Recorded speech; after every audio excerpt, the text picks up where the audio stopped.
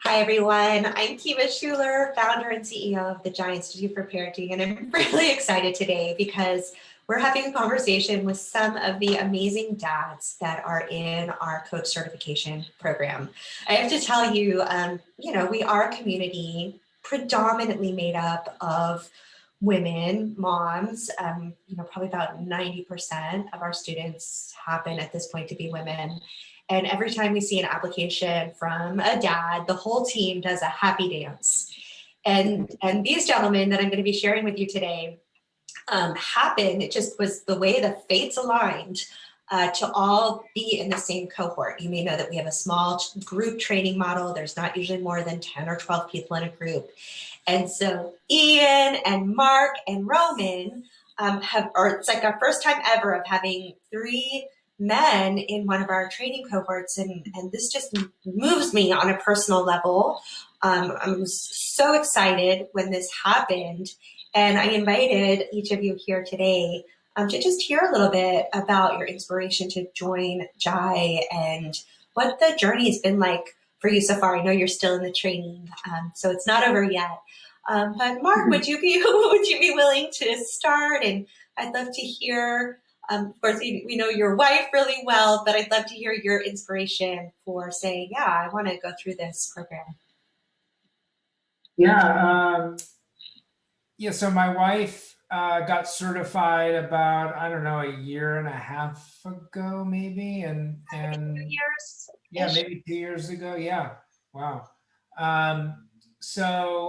I was watching her go through the program, and she would share with me, insights and breakthroughs that she was having, and share the tools that she was getting. My intention is to call one on myself because I always believe in just being transparent as possible. But the parent coaching thing or the parent thing was her thing, and I was doing my thing. Right. I run a business, and I'm trying to keep this boat afloat, and and I've always thought of myself as a great father, a great parent.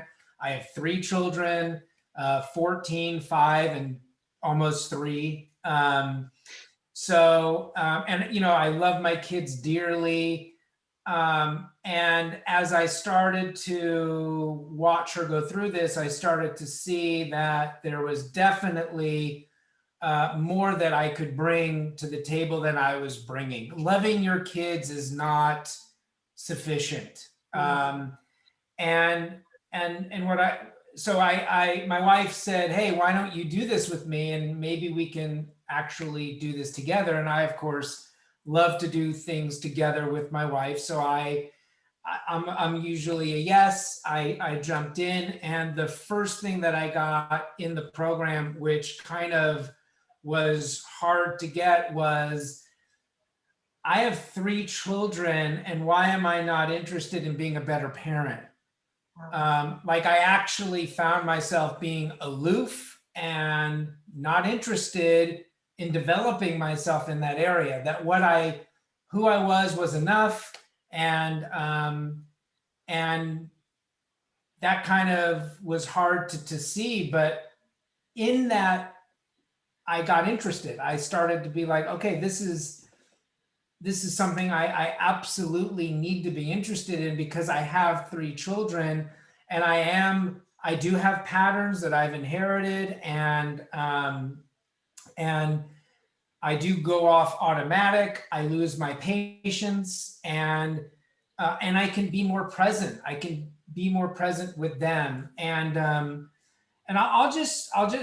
had an experience last night that will pretty much sum up my entire experience in this course, because I want to keep this as brief as possible, because I know there are 2 other fine gentlemen here. But I really do believe I got the entire course last night. And this is what happened. My 3-year-old, almost 3-year-old boy has been in a crib for a couple years now.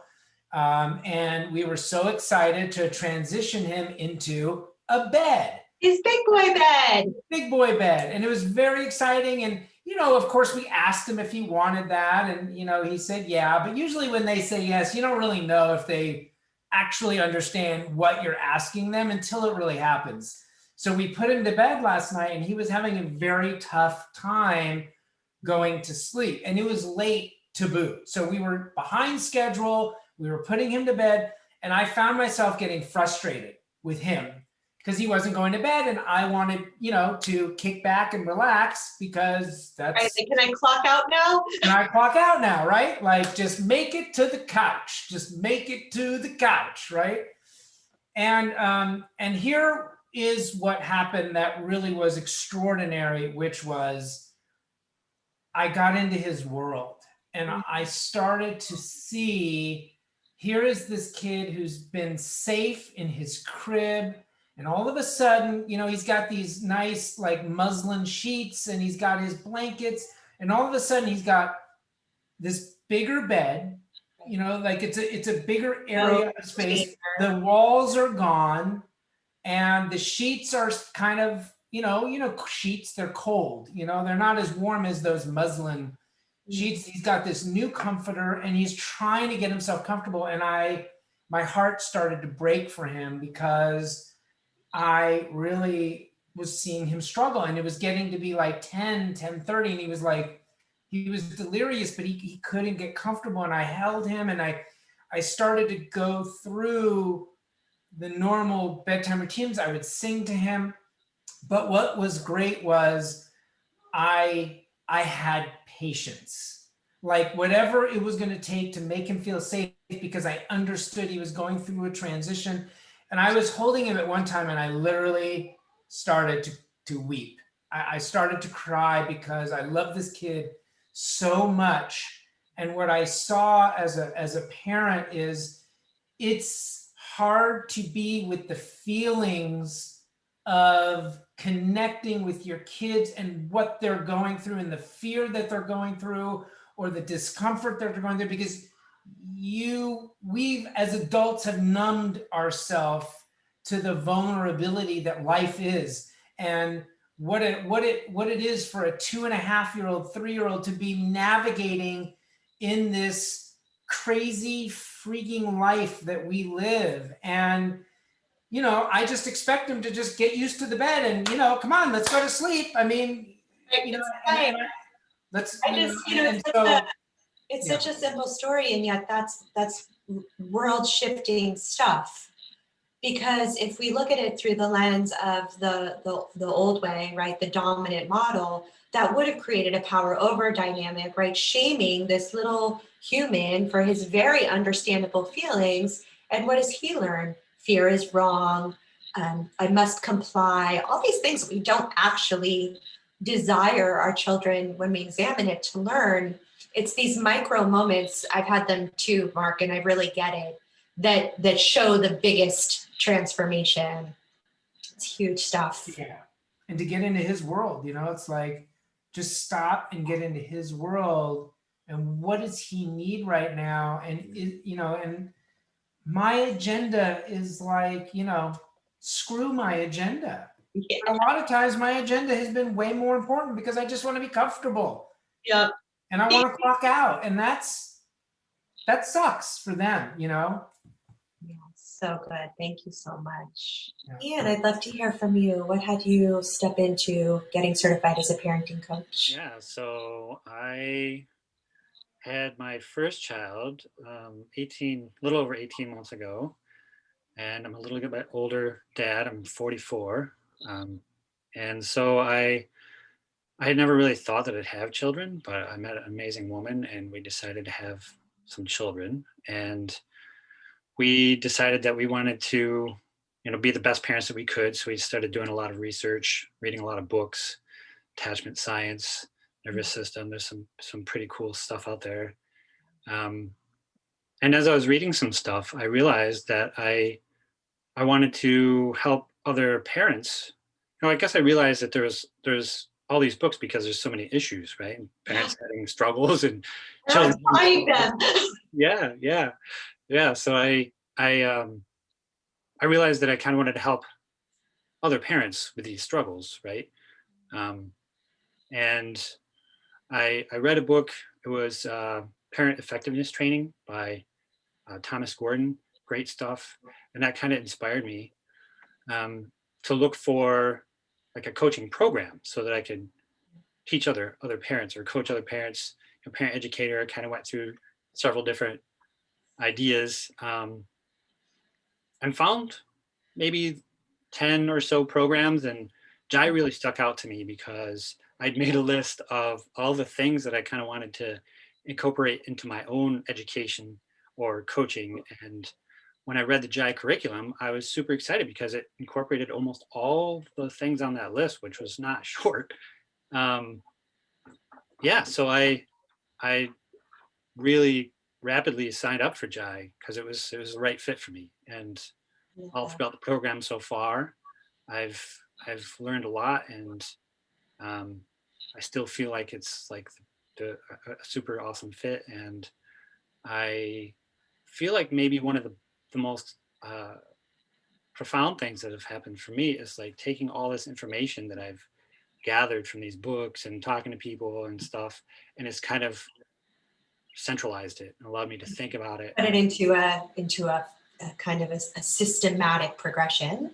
Yeah, I think that's a good way to put it. Yeah. So just super excited about what I'm learning, and I think you guys have done just such a bang up job putting this all together. I every week I look through the workbooks and go through the videos, and Becca's awesome. And It's awesome. just learning so much, and getting these frameworks and these tips and strategies, and be able to. So this is going to be your business. You're going to be a parenting coach out in the world doing this for families.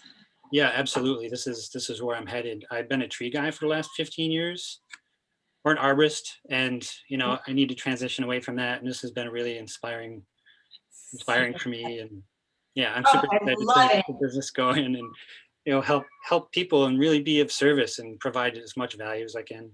I think it's such a gift. I forget sometimes that people don't love what they do. And to be able to do what we love to do, to get paid, to help people doing our passion work, it's such a privilege. And so I'm really happy for you that you're following that for yourself. It's really great. Thanks. Yeah, it's really taken me out of my comfort zone a lot. I've been just kind of like stuck in this little corner for like 15 years. So it's actually really brave. It's really great. Yeah, thanks. Breaking free. It's pretty awesome. Roman, how about for you? Oh gosh. Yeah, thanks for having me. I heard about Jai from Michelle, Mark's wife. That's how I found out about it. I think for two reasons I quickly said yes, maybe three. The first one is that for years I'd always been saying to my friends, like, I said, isn't it weird that you need to get a driver's license to drive a car, but in order to have a child, you don't need anything. You just have a child and then you just raise a child, right? And I thought even the books like, what to expect when you're expecting and all these things, it just didn't cut it for me. It was like surface level stuff.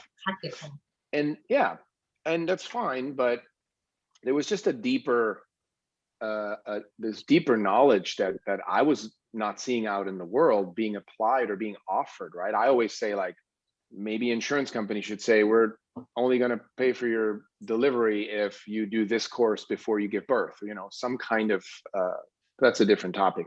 But then I've been working on a documentary on ADHD, based on our son's diagnosis 7 years ago. And so I've been diving deep into what is it really? And what we came up with, what we're still formulating, but we're pretty much we arrived is it's the environment more so than anything. And the most impact on the environment, guess who? Parents. Now, of course, educators and other people in a child's life, but really it's the parents. It's the environment that the parents set up for a child, right? And so I was like thinking to myself, well, then I got to walk the talk. I can't just talk about, oh, better parenting is needed and we have to be more conscious and right? Besides changing the education system, I think what Jai is offering is what every parent should look into. I mean, yes, we're men, right? And we're sort of the minority right now. And I get it, just like Mark said, for most men, it's like, well, my wife is kind of home raising the kids and I go to work, or if they both work, still we feel like the wives are going to handle the kids, right? And I just like Mark, I was like, why wouldn't I want to be the best parent I can be? Like, that makes no sense to just be the co-pilot. Why don't we sit both in the pilot seat and we do it together? And it's been great. I mean, the number one takeaway so far is just listening, getting in their world, having that empathy, right? That attunement, and really just listen to them. What's going on for them, and not force them into my box of like, you need to be this and you need to take care of this.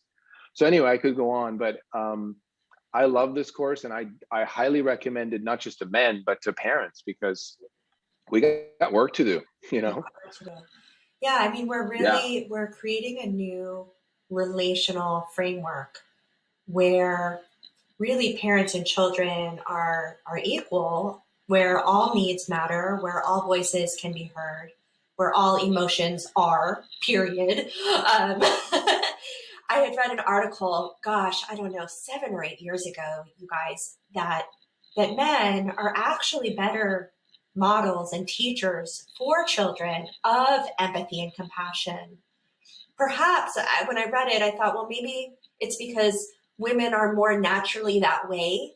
And so children just kind of assume like men are this thing and women are this thing. And so this invitation for men in parenting and beyond to be emotional beings, I think is one of the great shifts happening in humanity. I'm curious, were you already on that path?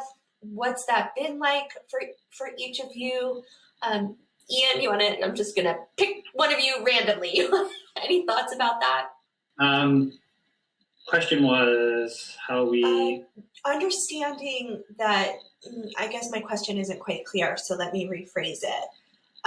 What allowed you to be someone who said, yes, I'm going to put this focus on my emotions and empathy, and what's been your experience of having more of a connection to that in your life? Yeah, well, you know what? You teach in the course about generational parenting, right? And came up with a pretty disorganized mom, and dad was main breadwinner, and had an influence, but I would say minor, right? So with the upbringing, I kind of been on this path for a long time, right? So since I was like 20 years old, so maybe almost 25 years, been working on this for myself. And now with the child, and I found in love with my son, and being able to provide that foundation for him is really exciting, because I've done so much work in myself in that realm. So yeah, being able to help him, and then hopefully going forward, helping other people and other children. And yeah, I mean, it really is like we teach our sons these things, and they teach their sons, and this has changed the world. I love that. Yeah, super thing for me. Mark, any thoughts on men and empathy? Yeah, I mean,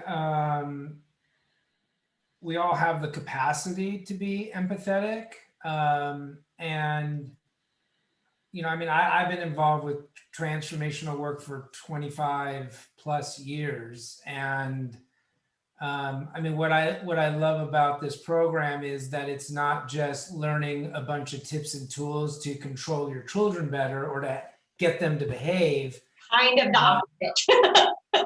Yeah, I mean, you get to really seriously look at how you were parented, and not necessarily just place the blame on your parents, but to really understand the generational patterns that we all inherit. And in doing so, I mean, what other goal in life does one have other than to be present to the joy of life, and to be present with people that you love and care for? So for me, it's like, not only has it impacted my relationship with my kids, it's impacted my relationship with myself, it's impacted my relationship with my wife. And and the mistakes that I make in parenting when I'm not regulated, to get myself to regulate my nervous system, which is a big thing in this curriculum. I mean, it's like the biggest thing in this curriculum is how to stay regulated when those around you are not regulated.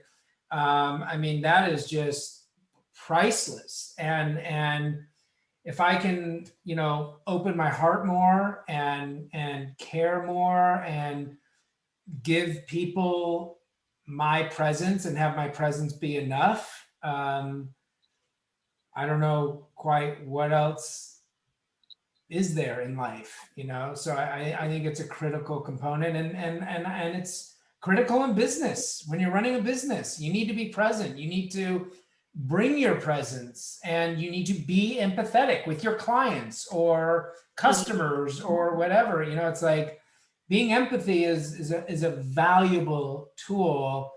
And whether you're a man or a woman, I think it's absolutely critical to having relationships work, period. Yeah, so well said. So well said.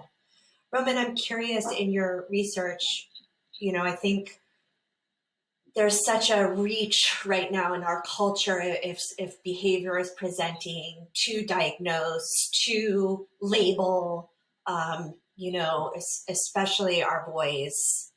And I'm curious about what you've learned, you know, in your expertise, in your research, perhaps any connections between emotions and emotional expression and all of this ADHD and ADD and hyperactivity diagnoses, that, you know, I've seen statistics. It's like kind of wild stuff.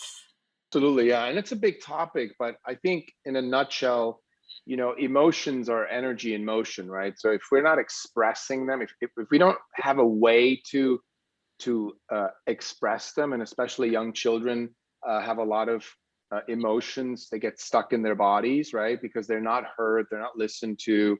The parents don't know what it means, how to express emotions, right? The father doesn't express emotions, so the child models that.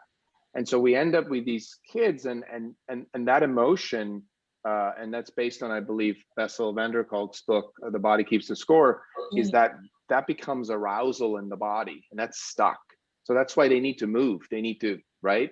And so we have these emotionally suppressed kids that are aroused at the wrong time and then labeled as, oh, he can't sit still, he has ADHD. So emotions is everything. And I'm learning now through Jai, like it's almost been a bit like therapy. Like I'm like, oh, I got triggered. Why do I get triggered? And I go back in my childhood and I discussed this with my wife a lot.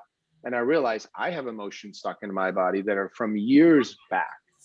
So it's critical to teach our kids how to, well, not only teach them, but allow them to be fully self-expressed through their emotions, and then teach them how to release that, right? And I'm still kind of figuring this out, but at least I'm glad I found a home where I can. Yeah, I mean, I always think of it like, well, we do the work or they do, you know, at some point down the line here of each of our lineages, someone's going to have to be the one to go first. And I just want to acknowledge each of you for saying, I'll go first. It just moves me to my core that you're here doing this work. It's really something special. Thank you. Can I add one thing? Please, I was going to say, any closing thoughts? This is from my mentor, right? When I'm talking to men now. He said, you know, it's like the chicken or the egg. When men are in doubt, should the woman go first or the men go first? He says, when we men are in doubt, we go first. Like, go first. So that had me commit to things like Jai, where I'm like, I'm just going to go first. Can't hurt. It can't hurt. That's so good. You made me a little schwitzy. Can I just say one? Yeah, please. And Ian, if you have any closing thoughts as well, go ahead, Mark. I mean, I think it takes a warrior of a human being to be able to, I mean, if you really look at your generational patterns, they are long and deep. And what an opportunity to literally be the one to not hand that down to your kids, because it is going to, when you start to see these patterns and now you don't even know you're running these patterns that you inherited, and you actually get the opportunity that it is to literally, it stops here. I'm not going to pass that on. You do see that you could shape the future. I mean, your kids are the future and you get to shape that. And I can't think of another legacy that I would want to leave behind other than that, hands down. Yes. Yes. Great. Great.